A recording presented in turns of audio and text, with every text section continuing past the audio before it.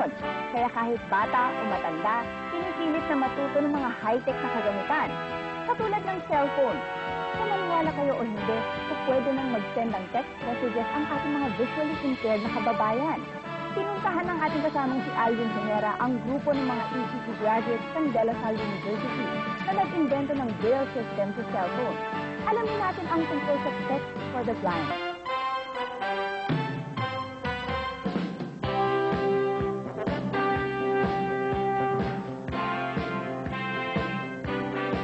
Texting capital of the world.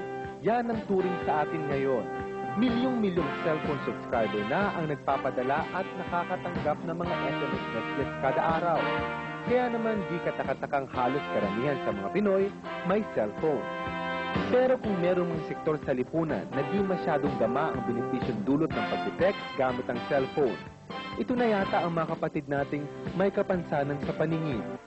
Nakakatawag man sila, wala namang kakayahang magbasa ng text message. Sasa si Mang Rudy Sarmiento, isang masahista sa Singalong, Manila. Tuwing walang kliyente, isa ang pagtitext sa mga gusto niyang gawin. Sa ngayon po ba, ano po ba ang form of communication ninyo? Nakakapag-text naman po kayo. Pagka po nakaka-text doon sa cellphone, kaya lang hindi namin mabasa kung i-text kami. So ano pong ginagawa ninyo? Pinababasa po sa site. Di tulad ng mga sighted person, hindi ka agad-agad nababasa ang mga mensaheng ipinadadala sa kanila. Kadalasan pa nga, pinababasa na lamang nila ito sa mga kaibigan. Ito na marahil ang isa sa mga nagsilbing inspirasyon para sa magkakaibigang sina Miguel, Alex, John, at Rehum, mga ECE graduates ng La Salle University. At dahil nga sila mismo ay mga avid texter, naisip nilang gumawa ng isang gadget na makakatulong sa mga bulag na mabasa ang mga text message mula sa cellphone gamit ang tinatawag na Braille.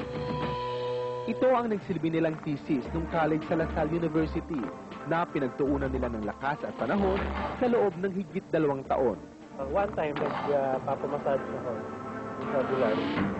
May nag-text sa kanya. So, nagkaroon siya ng difficulty. Naghanap siya ng isang tao na makapagbasa. Kasi ang mga bulag, of course, nakakapag-text sila, pero hindi sila yung message nila na-accept. So, that point, na-realize ko na possible na lagyan ng prototype. Nagsilbing hamon sa magkakaibigan ang pagkakataong makaimbento ng isang gadget na magbibigay kakayanan sa mga kapatid nating may kapansanan sa paningin na mabasa sa isip ang anumang mensaheng ipanadadala sa kanilang cellphone. Yung nakonsider namin is its feasibility. And second, syempre konektado sa feasibility, yung cost. Kung kakayanin ba namin, kaya ba ng bulsa ng mga magulang namin. So, pinakamatagal na part na yung research. Hahanap kami sa internet ng mga components na kakasya sa budget namin. And yun, nakita namin feasible enough, so we pushed through.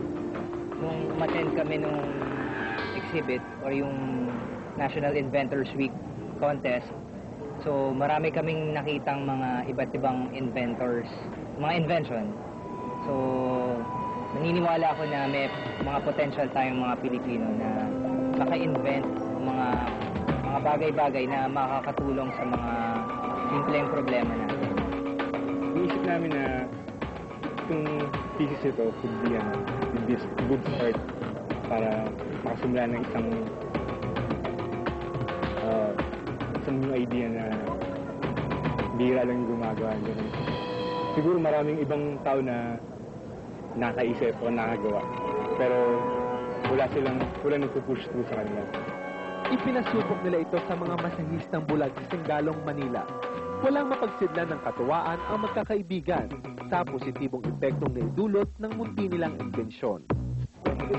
May sense of fulfillment kasi upon testing it dun sa mga bulag, especially sa mga kids, makikita mo sa mukha nila, though they cannot see it, na sobrang tuwang-tuwa sila. And that alone, matutuwa ka na talaga. Kamakailan pa nga ay nagwagipin ang kanilang SMS for the Blind using Braille ng second prize sa DOST 2004 National Inventors Contest. Kaya naman, abot-abot ang tuwa ng magkakaibigan sa narating ng kanilang imbensyon. Kung sana'y masusuportahan lamang ng pamahalaan o ng pribadong kumpanya, mas marami pang makikinabang sa imbensyong ito. Bagamat di pa man ito nabibili kahit saan, positibo ang magkakaibigan na malayo pa ang mararating ng SMS Braille at marami pa itong matutulungan. First time ko syempre nag-appear on TV, newspaper, and sa radio din. Sobrang proud ako and my family as well. Sobrang I treat it as a trophy. So, nanalo kami and all the attention from media. Overwhelmed. Kasi we were not expecting naman this kind of attention. Nung nagre-review kami, sinali lang namin. Ang ine-expect lang namin, at least makapasok sa finalist. Tapos yung genuine na, it happened, sunod-sunod na. So we were very happy and overwhelmed with the result. Una-una, siyempre natuwa sila. Kasi ngayon lang sila nakarinig ng through text, kaya nilang basahin. Tapos braille pa. Tapos sabi nga, si Miko yung nag-interview sa isa. Tapos sabi niya may isa na tuwang-tuwa kasi pwede daw sila mag-share ng mga secrets. Kasi usually, kapag nagbabasa sila ng text, pinapabasa niya sa isang nakakita. Okay. Nire-relay lang yung message. So ngayon, talagang siya nang makakaalam kasi sila nang nagbabasa. Sana'y marami pang kabataan at paaralang susuporta sa mga makabuluhang imbensyon gaya ng SMS Braille na magbibigay pag-asa at liwanag sa dilim para sa mga kapatid nating di nakakakita. Magsilbi sana itong hamon at inspirasyon din para sa iba na kung may magagawa tayo para makatulong sa kapwa, gawin na natin ito ngayon. Mula dito sa La Salle University, yan ang Good Take. Kahanga-hanga talaga ang mga De La Salle graduates na ito na nakaimbento ng Braille system sa cellphone. May concern sila sa kanilang kapwa at hindi lang sarili ang iniisip.